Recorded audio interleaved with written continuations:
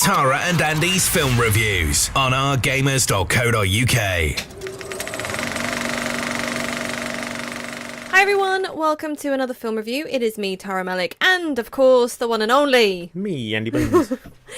Okay, so this time we're going to talk about Mission Impossible Fallout, the whatever number in the series now, I've kind of lost track. But, you know, I have to admit, they do get better every time they go, so let's talk about this one. Classified 12A, the director is Christopher McQuarrie, starring in this, obviously, none other than Tom Cruise. That's just a must. You can't have Mission Impossible without the man himself. And finally, an equal to him, we've got Henry Cavill in this as well. You've got Ving Rhames. This is genre-wise an action-adventure thriller sort of film. Sit back and enjoy. Running time 2 hours and 27 minutes. So it is a bit of a longer film. Grab your snacks and your drinks. You're going to need to sit there, stay, and enjoy that whole thing. I don't remember it seeming that long. No, it didn't. That's the thing. It really, really didn't. We'll get into that. So what is this one all about? Okay, so Ethan Hunt and his IMF team, along with some familiar allies, race against the time after a mission gone wrong. Now, I do have to say one little... it's like just a small thing to argue about, and everything else would be great about it, pretty much. But the mission that goes wrong, right? Considering all these previous films and everything and how skilled he is and how on the ball he is, like, how the hell do you not keep an eye on the whatever they were, nuclear things or whatever? Do you remember? Nuclear vessels. The case full of them. How do you not? He had a friend. Yeah, but they already knew what they had. They were planning way ahead. They knew what they were going to do. It was all sorted. They had plan B, C, and D backed up, but no one kept their eyeballs on the most important thing in the area. Maybe friendship's better. But you know what I mean? It's just... I know. That's the one thing that made no sense. Also, these are these epic spies. Pardon? It's a sick film. I wanted to say it was a sixth and I couldn't remember. But yeah, so that's the only part of the story. I mean, without it, you wouldn't have the film. But I do think it was a bit of a dumb way to do it. But anyway, other than that, fantastic. There was a great pace. It was never dull. What have you got, Andy? I thoroughly enjoyed it. Yeah, the thrills, suspense, etc. Yeah, it's hard to not get excited for it now because every Mission Impossible film has been better. Yeah, they keep topping the last, which is insane. I don't know how they do it. It's not like when a sequel comes out, it's naff, and that's it. Just the end of a series. This series has been going for a long time. Yeah. Watching the first one now, first one's a little boring, but so they could only go up from there. Yeah. But, for the time, it was exactly. Great, yeah. So, and but no, they've kept changing it up enough to keep it relevant. The problem is attention spans are getting shorter and shorter. I'm included in that. So, and we want to always be impressed. So it's a very hard thing to do because, we've seen that before. We've done that before. That CGI, that stunt's been done. You know what I mean? But they brought it. They did. Well, we'll get into that with action and cast and stuff in a moment. But yeah, it's just, I have my one note here, a few moments which seemed odd and questionable, which is what I've discussed. So that's done. Let's push that under the carpet. It does follow on from Rogue Nation, so it's definitely one probably to watch prior, just to fully understand the story and characters going into this film. That's one thing they don't all do, really, do they? This is the first one that's a proper straight-on sequel, exactly. I think. So it would definitely help and be beneficial to see Rogue Nation before this one. That's pretty much all I've got for story, though, that it definitely entertained, and it had your highs and your lows, and you went through the whole thing, and yeah. Anything? No, done. Yeah. Give me some sort of signal. I have no idea. I don't know when you're going to stop talking. No, I said I'm done. That doesn't mean you're going to stop talking. No, that's right, because I normally find something else. Cast, great again, of course. Tom Cruise delivers as always, and oh my goodness, do I love Henry in this film. Perfect match for Tom. Absolutely perfect match.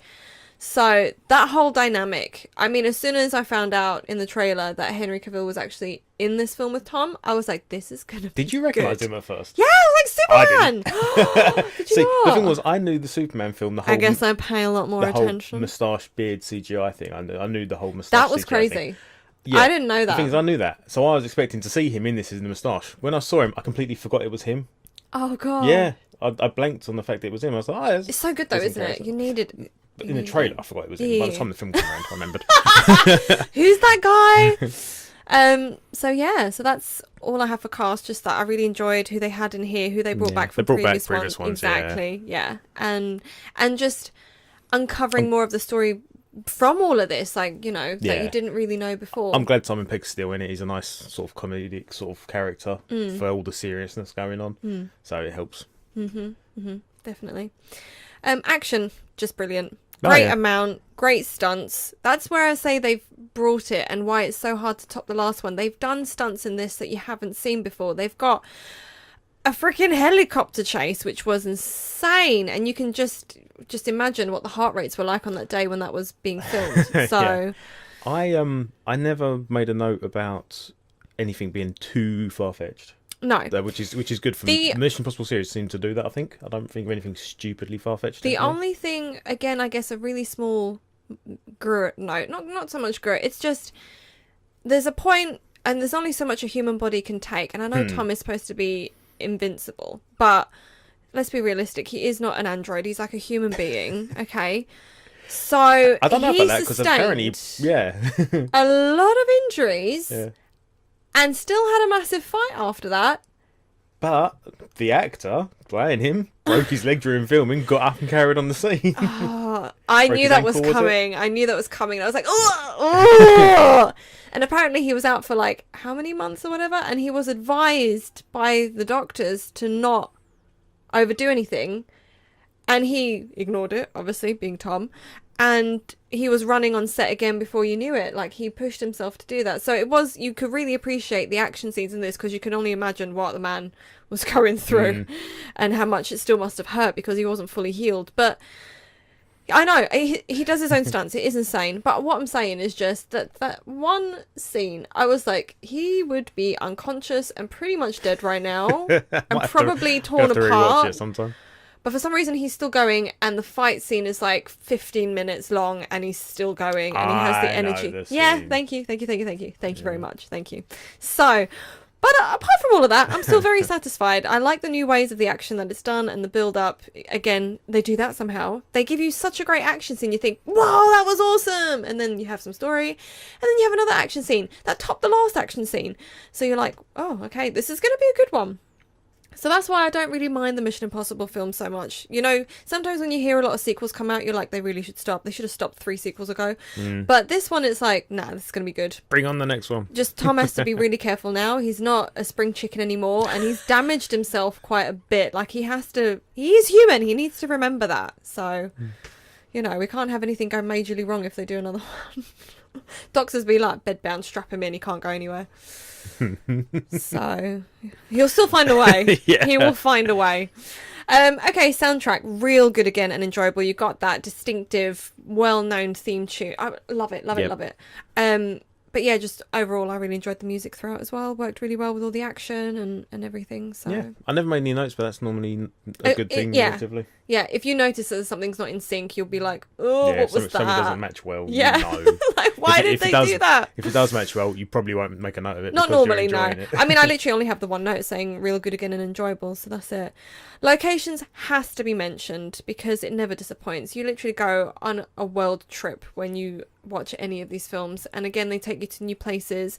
And even, for instance, let's say this is where they're supposed to be right now in the world, but obviously the actual location of filming is somewhere completely different. It's still an absolutely stunning place of the world I didn't even know existed. Like that cliff scene. That was stunning. Absolutely crazy. But yeah, so I love beautiful, CGI. Interesting, harsh locations. No, apparently that one wasn't. Oh, okay. Yeah, I did a little bit of research myself this time. I hope I am right on that one. No, I'm sure that was... you talk for a bit. I'm just going to quickly have a little look-see. Because I'm sure that was somewhere in Europe. I'm fine, thanks, Yeah, you enjoyed it? Yeah. Wait, where's the locations bit? This is me talking for a bit. Where's locations? Filming locations. Norway, exactly. That whole section in Norway. Oh. I know, I don't think they were supposed to be there at the time in the film. I can't remember now, but either way, beautiful. You wouldn't know, but yeah, loved it. Anyway, okay, so that's irrelevant right now. Okay, so can we move on to 4DX, Andy? So we haven't done it for a while, and obviously we went to go see that one in 4DX, and I think that was the last film I've seen in 4DX, probably because I'm still recovering from the whiplash, but so can I I just say, I knew what I was getting myself into because we'd done a few films in 4DX. I kind of knew the chair's going to throw you around. I think they really need seatbelts at some points. But it was crazy. Great film to watch in 4DX. It was the perfect film to watch in that sort of screening. But towards the end, during a very climactic action sequence, I got thrown around so much. I genuinely thought I was going to fly out the seat. And I thought it was actually hilarious. I started laughing hysterically, which made it worse because the way the chair was shaking made me sound really stupid. So that made me laugh even more. So everyone else was like, but I think other people were laughing as well because we were all, if you looked around, it looked hilarious the way everyone's like gripping onto the side. You're fine, like you're anchored, but I'm heavy. No, but like you don't seem to be thrown around as much as me and some of the women that were there. Solid. Sturdy. Yeah. Stocky and sturdy. But yeah, so if you're of a lesser build, strap yourself down because, yeah, gosh, you really get thrown about. But it was fun. It was a lot of fun. But I kind of wasn't paying too much attention in the end what was going on. I was just finding the whole thing so funny that I was being thrown around so much. And seeing all these heads and everyone in front, they're all flying around. So I'm going to have to reenact that up when we get it here on DVD or whatever. I'll be right. Just ram in the back of the sofa to make you fly about. It was so funny. I did really enjoy it, but it was brilliant. And that's pretty much all I've got. Have you got anything you want to add to the 4DX experience? No, I enjoyed it. Gunshots were really good. Yes. I was like, because it's so personal. I mean, I know that's the whole point of the screening, but blow in your ear. I know. I'm like, oh, I'm just not ready for it. Okay, randoms. We've already covered it. I wrote that injury. Dang. No randoms. That's crazy. Yeah, that was literally it for my randoms. So, right. I think I'm actually going to go with an 8 for this one. I did really... It was 7-8, but I'm going to go with an 8 because talking about it again, I realised how much I did enjoy it. It delivered. Story and action. I really enjoyed it. I love the twists in it. Yeah. Yeah, I'll agree with that. Going for an 8? I think I would also go for an 8. Believe it or not, it is actually dead on 8.0 on IMDb at the moment as well. So we're all on point with that one. It deserves it. It does. Yeah. I do think it does as well. So compared to action films nowadays, it's a really good one. I think a lot of the times, and it depends how they go with it. Sometimes they try to make it more of a comedy thing. I don't know, but sometimes it works and sometimes it doesn't. And this is a proper good action film with story. So there you go. And I think that's it. Until next time. Bye-bye. Bye. Thanks to Cineworld Festival Leisure Park Basildon for the best experience around.